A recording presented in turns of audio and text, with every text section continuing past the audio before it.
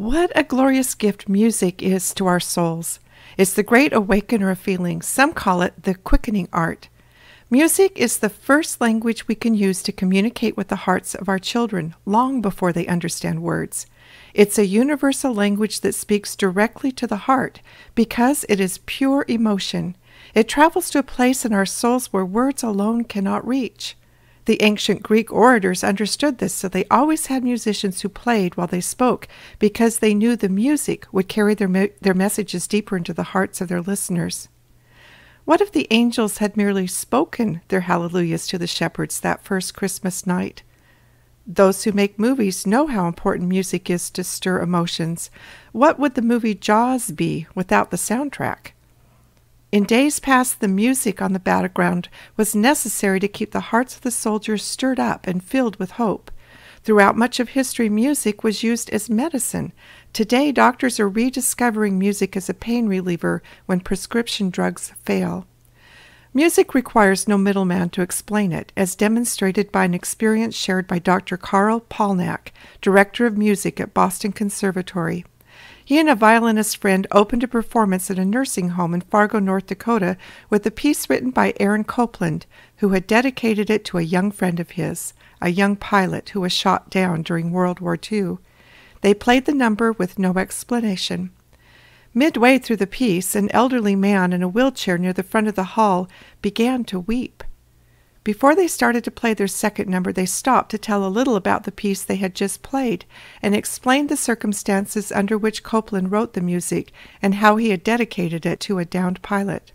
At the mention of this, the elderly man broke down in sobs and needed to be taken out of the hall. Later, the man was brought backstage, tears and all, to explain himself, as he shared, "During World War II, I was a pilot, and I was in an aerial combat situation where one of my team's planes was hit.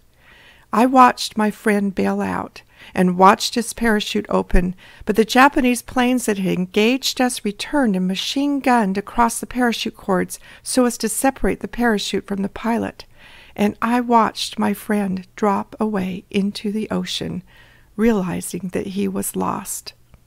I've not thought about this for many years, but during that first piece of music you played, this memory returned to me so vividly that it was as though I was reliving it. I didn't understand why this was happening. Why now? But then when you came out to explain that this piece of music was written to commemorate a lost pilot, it was a little more than I could handle." This is the powerful language of music.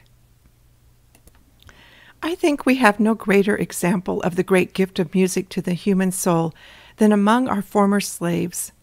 The degradation and suffering of our African brothers and sisters fills us with sorrow and remorse that they had to pass through such an ordeal. Yet, in their day of great trial, they showed the world that God can plant songs in the heart that make the unbearable bearable. The slaves sang while they worked in the fields, and while they cooked their food over their fires. They sang to their babies in the cradles and over the graves of their dead. They sang their joy and their sorrow. I came across a couple of old books written by people who interviewed the slaves themselves and recorded their thoughts and impressions in regards to their music. One writer wrote that singing so filled them with the Spirit, quote, that they forget they are working if they just keep singing all the time. Their music was their lifesaver. Their music linked their souls to God, as expressed by another writer who wrote, "In questioning great numbers of ex-slaves, I have yet to find one who does not implicitly believe that God himself inspired the words of all their religious hymns." Down in old Kentucky was an old uncle who everyone respected. When he was asked where the songs came from, this is what he said: "Us old heads used to make them up on the spur of the moment after we wrestled with the Spirit, but the tunes was brought from Africa by our own granddaddies. These days they call 'em ballads, but in the old days they call 'em spirituals, 'cause the Holy Spirit done teached 'em to us." They said that the memory and knowledge of the Bible among the slaves was simply miraculous, that if for some reason the Bible was lost to us, we could look to these old spirituals to restore much of its content. As further evidence of heavenly inspiration, in all the slaves' songs, There is not the tiniest trace or even a hint of hatred or revenge. Their music appears to have been a divine gift to their race as a means of enduring the refiner's fire they were called upon to endure. As a side note, interestingly, their music is even played on a unique scale. While most songs today are built on a scale of do, re, mi, fa, sol, la, ti, do, their music was built on just a 5-note scale, meaning all their songs can be played using only the black keys on the piano. It was in every way music of their very own, yet it has enriched all of us. So why am I telling you all this? The answer is simple. The song of the heart that gave joy to the slave in the middle of so much sorrow can lift and bless the lives of all children. We too can make work lighter by singing. We too can plant truths in the hearts of our children with song, and we can trust that if we ever should have to endure hardships, God has the power to even plant songs in our hearts to see us through if our hearts are soft enough to hear. Music not only awakens emotion, it creates a sense of order and well-being through its rhythm.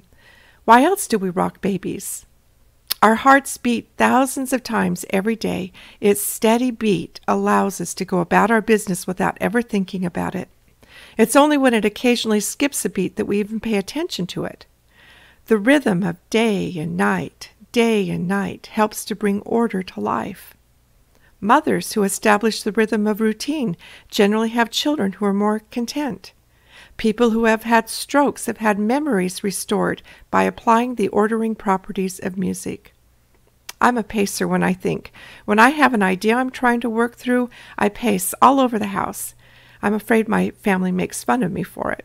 But it wasn't until I thought about this idea of rhythm as the great organizer that it hit me why I naturally do this. The pacing helps me bring order to my thoughts. We are all deeply and profoundly musical in this way. If you question that, try walking across the room out of rhythm. Try applauding out of rhythm. For that matter, try to say anything arrhythmically.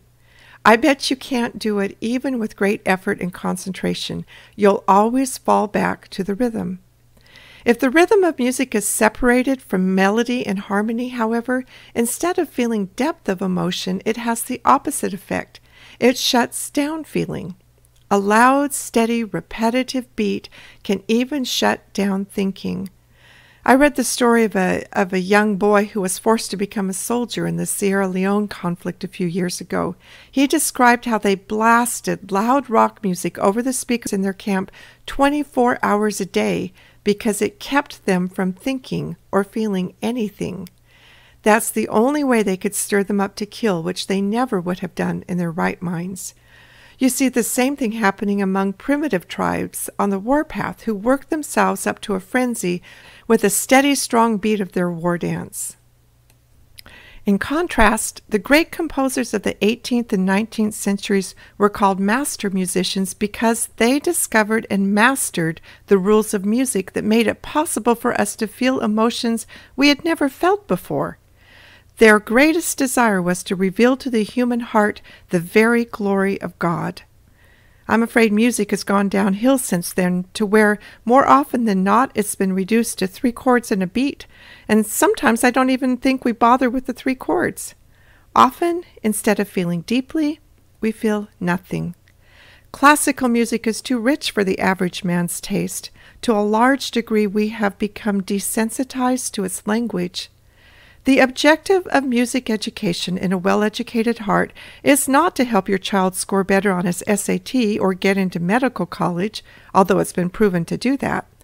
It's to help children feel at home with the rich and beautiful language of music because a love of fine music offers a lifetime of joy and a depth of feeling, and it starts the day your baby is born.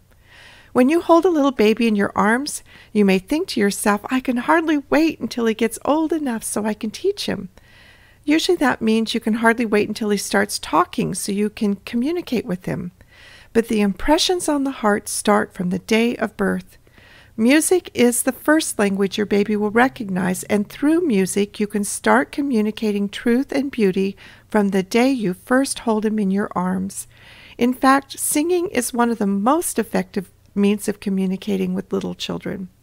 Babies are born into a chaotic and noisy world, and your singing helps him gain a first sense of order and well-being by the rhythm and a sense of calm by the melody.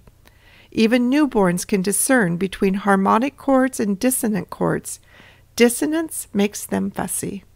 So we quite naturally start with lullabies.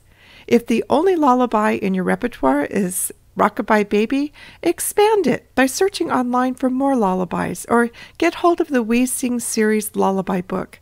Learn them by heart. They're not hard. The digital sounds from your swing may be soothing, but they're not the same as the vibration they feel when you sing or hum them yourself. Singing to your baby is your first bonding experience. If you have older children, teach them lullabies to sing to their new brother or sister. We learn the language of music much as we learn the language of words, by exposure. If you want to make sure your children don't get stuck in the Dick and Jane equivalent of music, let them hear the best of classical music from the days of their birth. Your objective is to make the finest music feel familiar. If you're not sure where to start, try CDs like Classical Nap Time for Tots or the Classical Child at the Opera or Little Ballerina, Greatest Classical Ballet. Let them listen to the real thing. I have a problem with well-intentioned programs like Little Einstein Intros to Classical Music because, to me, it cheapens the music. Now when I hear a certain beautiful classic piece of music, my mind immediately inserts, little plane to the rescue." The same thing happened in my childhood. A lot of the old cartoons used classical music, and it's still hard to dissociate them from Bugs Bunny or Elmer Fudd and let the music speak directly to my heart. For the first 4 years or so, look for music for the familiar years, songs about home and family, bunnies, eyes, and hands. Toddlers enjoy classical animal music, like Peter and the Wolf or Saint-Saëns' Carnival of Animals. Let singing be a normal course of the day. Sing while you get your baby dressed or change his diapers, while you're driving in the car, while you're feeding him. Don't ever make it a formal, "Now I'm going to teach you a new song." Young children have amazing memories, and as you sing the songs, they'll pick them up very naturally. Remember, toddlers fall in love with the musicality of the words before they pick up the meaning, so silly songs that don't mean anything are extremely pleasurable at this age. We Sing has a great selection of silly songs to learn. Another wonderful free resource for children's songs is the Children's Songbook at LDS.org. There are a few songs in there that are particular to my faith, but most of the selections have universal appeal. Besides songs of faith, you'll find songs about helping mommy, enjoying nature, and being happy. I have such a fun memory of 5-year-old Madison skipping down the street on a first sunshiny day of spring singing, "I think the world is glorious and lovely as can be. I sing and sing and sing and sing my thanks to God above." What a wonderful gift we give our children when we give them a way of expressing what their hearts feel. Words just wouldn't have been enough. There are also many songs in there that will start planting truths in their hearts. We use music to teach the ABCs because we know it will stick. Why limit it to memorizing state capitals and multiplication tables when we can plant truths that will teach them happy living? When children are little, you can't explain with words concepts like loving and sharing, but they can readily feel them with music. And a lot of the truths you plant with song at this young age will remain lifelong companions.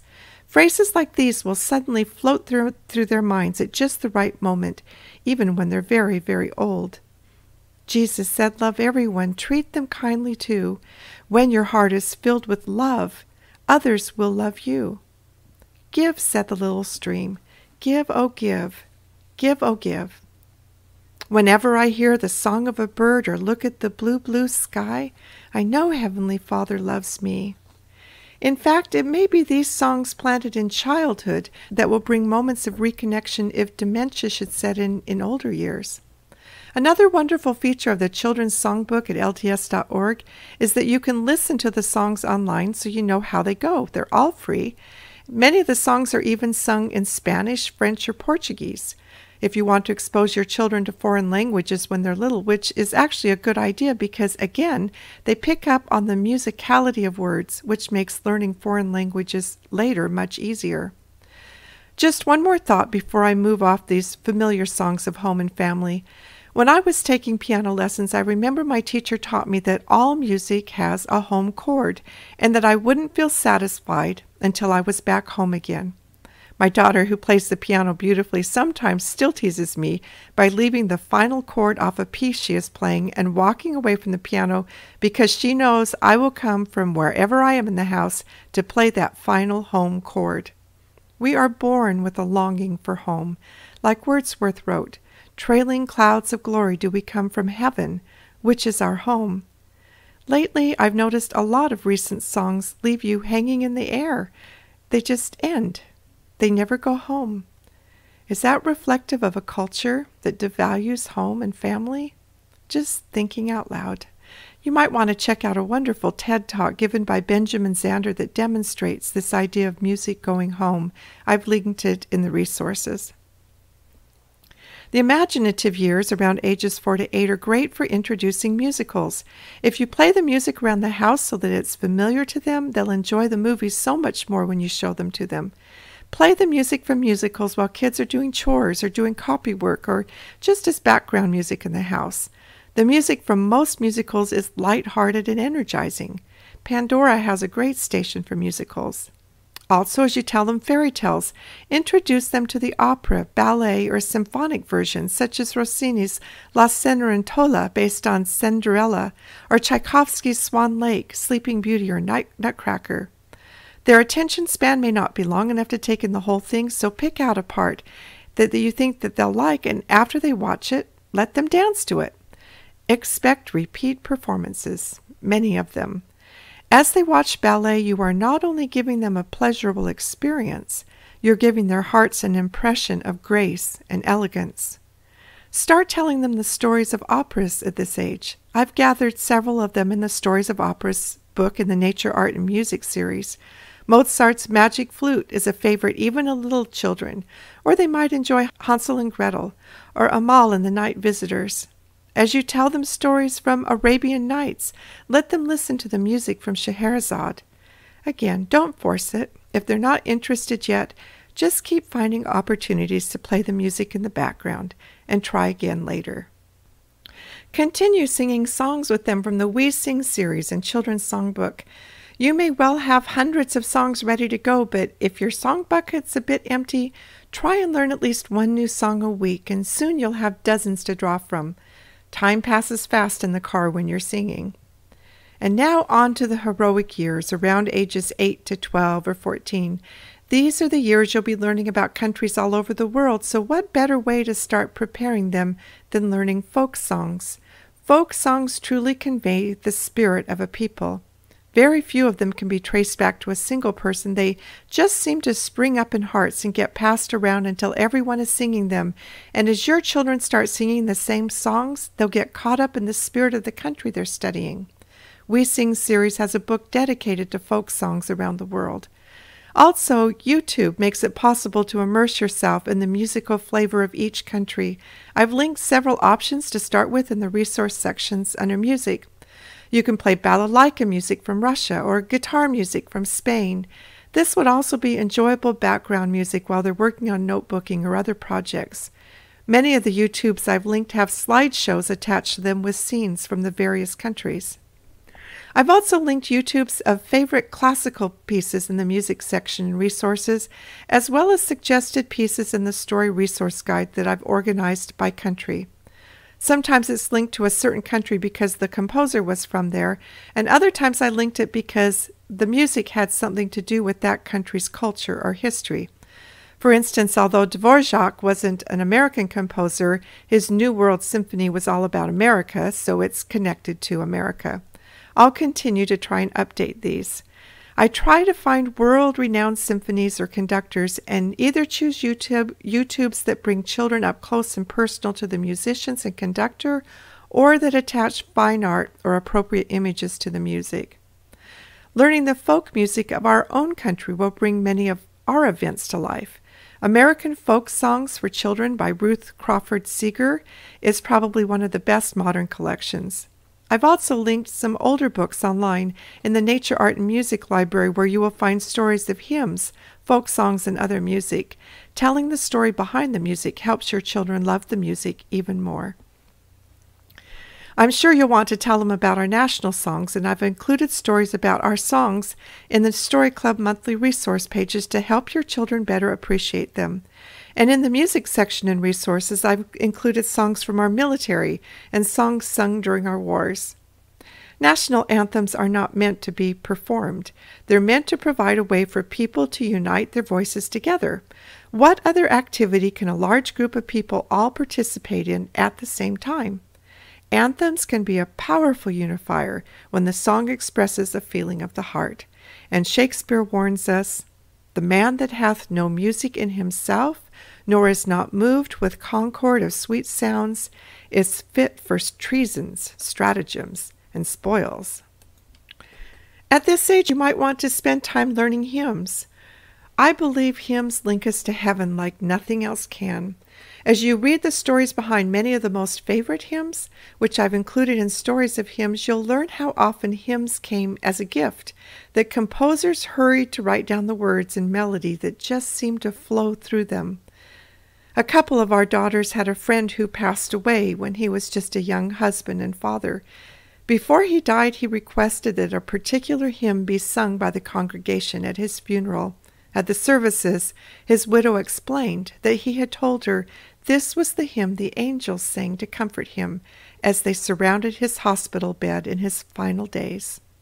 On the tragic night the Titanic sank, the ship's musicians tried to calm the panicked passengers by playing hymns. They volunteered to remain on board, playing their music to the very end. It is said, "Nearer, my God, to thee" was their final offering just before they sank with the ship. And as Jesus led his disciples to Gethsemane, they sang a hymn. Hymns can bring great comfort, courage, hope, and strength to the hearts of our children if they know them. And they can bind the hearts of families together as they sing them together. The heroic years is the time to start telling the stories of the lives of the great composers. Younger children will enjoy listening to stories of them when they were children, like themselves. I've especially looked for stories of great composers when they were young to include in the Stories of Great Musicians volume. As your children learn their stories, you can select music that corresponds with the musician they're studying about. I'm sure much of the music will already be familiar to them because, of course, you will have been playing it for years, but now they'll connect it to the composer who wrote it. I've linked many additional biographies for young and advanced readers in the online library connected to great musicians. When they're a little older, they will appreciate Kavanaugh's Spiritual Lives of the Great Composers, and at the end of each chapter are recommendations of music to listen to. Children this age are old enough now to start learning the secrets behind the magic of music, or the rules. Years ago, Leonard Bernstein presented a number of young people's concerts that were televised and were very popular. These programs can help your children enjoy learning about the orchestra and help them have a greater understanding of fine music. There were over 50 of these programs, and half of them are linked in our YouTube section in resources. The entire series is available on DVD and, in my opinion, is a worthwhile investment, or I'm sure you can find them through interlibrary loans. These classic videos are highly recommended. If you have teenagers who have already developed a deaf ear towards classical music, you might enjoy a classic article from 1955 in the Reader's Digest, which I've also linked on the resource page in the videos and links section. It's written by a man who disliked classical music, but after a chance encounter with Albert Einstein, became a big fan. It's been a popular article for a long time. Age 8 is usually when children are admitted to live performances. Many local symphonies put on children's concerts on a regular basis that will especially appeal to a younger audience. If you've spent time telling opera stories and listening to the music, your children might enjoy going to a Fathom event at your local theater where the Metropolitan Opera broadcasts live performances. Unless, of course, you happen to be in New York, where you can take them into the real thing. These are lavish productions with beautiful costuming and scenery. Many of these performances are also available on DVD or can be viewed through YouTube. Also, as you start to learn the history of countries, you can tie in a study of the history of music in your rotation schedule. In the Nature, Art, and Music series, you'll find 2 volumes dedicated to art and music history, organized by country, as well as additional books linked online to help you with your study.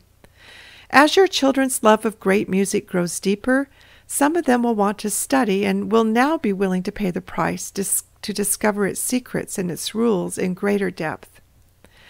And now I want to spend a couple of minutes talking about music lessons. Should all children take music lessons? I think so, but I personally would never force them.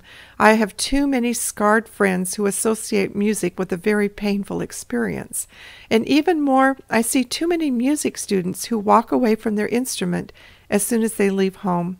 They never connect playing an instrument to an inherently pleasurable experience or as a lifelong companion. Furthermore, they can't see the use of it if they never reach performance level, to which I emphatically say, if you are the only one who ever hears yourself play, the lessons are worth it. Playing an instrument can be one of life's greatest joys. Warming the heart up to the idea is the most important first step, and one way you can do that is to make playing an instrument up close and personal.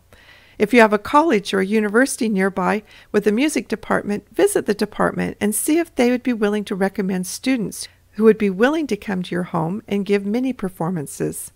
Or ask some local music teachers if they have some advanced students who would like an opportunity to perform. Invite a couple of other families over and have a potluck dinner. Warm home-cooked meals can be a pretty enticing option for college students. Have your performers keep it relatively short so your children don't get bored, and ask them to play selections with children in mind. It's better to have your kids ask for more than to wonder when it's ever going to end. Over time, invite singers, violinists, harpists, trumpet players, guitarists, and flutists, and combinations of all the above. Show your children that music is something that is shared among friends and not always performed on a stage. Keep it informal and friendly. Chances are one of them will ignite a passion for an instrument, and who knows, maybe in some future day you will find you've entertained a future performing star unawares. Or you can contact local music teachers and find out when their recitals are. Consider making the learning of an instrument a family affair. As your children watch mom or dad practicing an instrument, you are communicating its value. You're demonstrating it's not just for kids. You are showing them what practicing looks like, and your home will be filled with music. I like the idea of everyone starting on a keyboard instrument because it's like being a one-man orchestra where you can create your own harmonies. You're not dependent upon other musicians to fill in those harmonies. Also, just by pressing the key, you produce a pleasing sound. It may be a while before you can make a sound anyone but your mother would enjoy from a violin or an oboe. So a piano is a nice place to start. I play the piano, but I wish I had also learned an ensemble instrument for the thrill of joining with others to create beautiful music. I think they both have a very important place. Unfortunately, traditional piano lessons have a tremendous failure rate. They produce far too few children who stick with it long enough to have music as a lifelong companion or as a means of expressing oneself musically. I have come to believe the problem lies in the fact that most traditional music methods are reading-based. Reading music is complex, and most children quit before they ever become proficient. It's like trying to teach the mechanics of reading books without the benefit of stories beforehand. Which is why I have been intrigued by a method out of Australia called Simply Music, which is a play-based method and follows the patterns of learning I have been describing in a heart-based education. Rather than starting with reading and the rules, children start playing satisfying, great-sounding pieces on their very first lesson through having patterns, shapes, and sequences unfolded directly to their fingers. I've been through the beginning teacher training and have watched the excitement and joy of young children learning to play this way. Reading is introduced later and makes much more sense because it now relates to something their fingers are already doing. Another problem with traditional reading-based lessons is the student usually ends up only being able to play music that is written by someone else rather than music of their own creation. Take away the sheet music, and often they can play nothing. Simply Music's vision is a world where everyone plays, where a person can sit down at a piano anywhere, anytime, and play. I've played the piano for more than 50 years, and I have loved what this program has opened to me. Its founder, Neil Moore, is a brilliant and visionary man. He too recognizes the dangers of technology if we lose our humanity. Because music engages the entire brain, neuroscientists say the whole human brain lights up like fireworks when it hears music. He says it's a powerful way of preserving creativity and, more important, our humanness. Music connects mind and heart. So after more than 20 years of development, he has just announced plans to make this method available to reach the greatest number of people worldwide.